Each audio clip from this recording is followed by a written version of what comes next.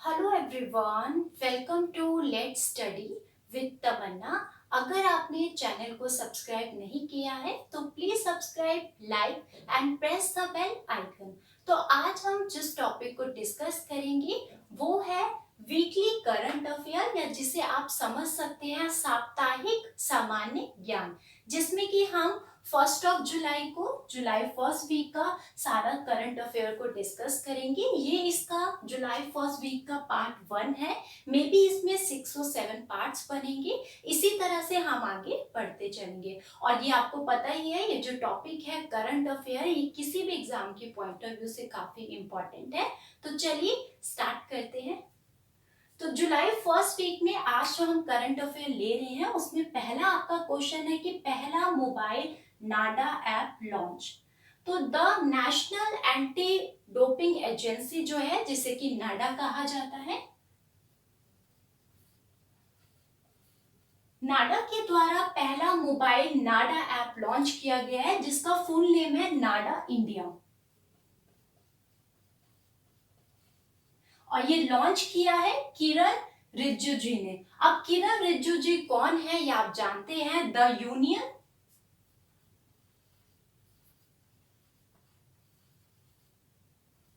Minister of state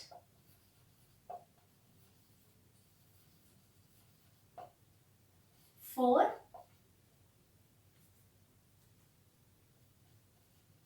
youth affairs and sports. तो इनकी minister है किरण रिजिजू जी, और इन्हीं के द्वारा लॉन्च किया गया है नाडा का पहला मोबाइल ऐप, जिसका नाम है नाडा इंडिया।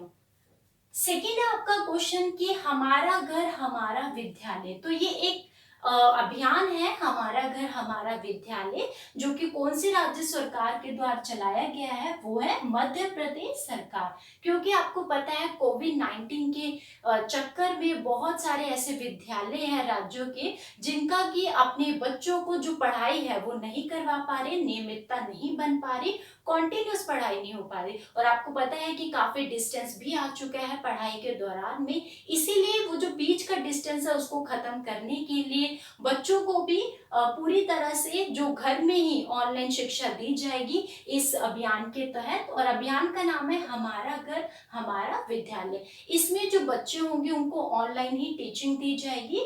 और ये जो अभियान है ये शुरू किया है मध्य प्रदेश सरकार के द्वारा। थर्ड है आपका कि ड्रोन के माध्यम से टिड्डियों पर नियंत्रण करने वाला पहला जो देश बना है वो है भारत, यानी कि इंडिया।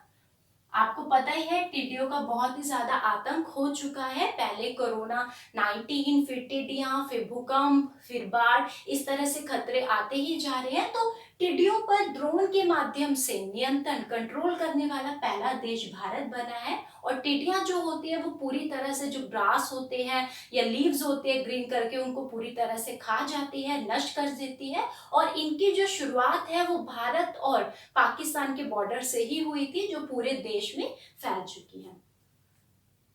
फिर आता है निधन हुआ है अभी गीता नागभूषण जी का, जो कि एक उपन्यासकार थी।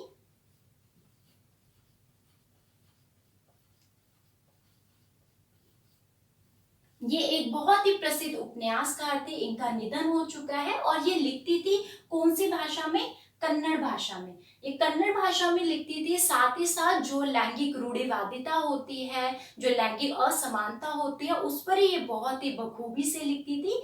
इनका एक उपन्यास था बदूकू। इसके लिए उनको साहित्य का पुरस्कार भी, साहित्य अकादमी के द्वारा पुरस्कार से भी सम्मानित किया गया है। साथ ही साथ नडोजी एक है पुरस्कार, वो भी इनको दिया गया, उससे भी सम्मानित की गई है ये गीता नागभूषण। और ये ऐसे ये सम्मान को पहन वो प्राप्त करने वाली ये पहली महिला बनी है, और ये भी बहुत बड़ी अचीवमेंट है। फिर आता है किल कोरोना नामक अभियान की शुरुआत की गई है मध्य प्रदेश से। तो आपको पता ही है कोरोना पूरे विश्व में एक महामारी बन के फैल चुका है, और इसके लिए मध्य प्रदेश सरकार ने यह अभियान चलाया है किल कोरोना नामक अभियान, जिसके तहत कोरोना पर नियंत्रण करने के लिए होम में यानी कि डोर टू डोर सर्वे किया जाएगा, सबके घरों में जाया जाएगा, सर्वे किया जाएगा कोरोना को नियंत्रण कंट्रोल करने के लिए। टाइम्स हिमालय के द्वारा the young Indian university ranking 2020 के शीर्ष 100 में अपना रैंक बनाया है भारत के 2 संस्थान ने, जिनका नाम है आईआईटी रोपड़ और आईआईटी इंदौर। तो ये काफी इंपॉर्टेंट है, आपको ध्यान में रखना है। ये टाइम्स हायर एजुकेशन के द्वारा द यंग यूनिवर्सिटी रैंकिंग 2020 के शीर्ष में यानी कि 100 में 2 भारतीय संस्थान पहुंचे हैं और दोनों के ही नाम क्या है, आईआईटी रोपड़ और आईआईटी इंदौर। फिर आता है आपका आयरलैंड के नए प्रधानमंत्री बने हैं और इनका नाम है माइकल मार्टिन। तो ध्यान दीजिएगा, माइकल मार्टिन आयरलैंड के नए प्रधानमंत्री बने हैं। फिर है पंजाब राज्य की पहली महिला मुख्य सचिव बनी है और इनका नाम है आईएएस विनी महाजन। क्या नाम है, आईएएस विनी महाजन। और ये 1987 बैच की आईएएस ऑफिसर है, काफी यंग है और इन्होंने रिप्लेस किया है करण अवतार सिंह को, तो ये भी आपको ध्यान में रखना है। फिर आते हैं अंतरराष्ट्रीय क्रिकेट परिषद के अंपायरों के एलीट पैनल में शामिल हुई है नीति मेनन। तो अंतरराष्ट्रीय क्रिकेट परिषद के अंपायरों के एलीट पैनल में शामिल हुई है नीति मेनन। काफी इंपॉर्टेंट है। अगर मैं ये कहूं कि हमारे इस ब्लैक बोर्ड में जितने भी करंट अफेयर्स है उसमें सबसे इंपॉर्टेंट ये है और अपकमिंग एग्जाम में कभी भी ये पूछा जा सकता है, क्योंकि भारतीय रेलवे के द्वारा संचालित की गई है सबसे लंबी मालगाड़ी। ध्यान दीजिएगा, सबसे लंबी भारतीय रेलवे की ये मालगाड़ी है और इसका नाम है शेषनाग और इसकी लंबाई कितनी है, 2.8 किलोमीटर ये लंबी है, इतनी लंबी है ये। और भारतीय रेलवे के द्वारा संचालित की गई सबसे लंबी मालगाड़ी है जिसमें माल रखा जाता है और इसका नाम है शेषनाग।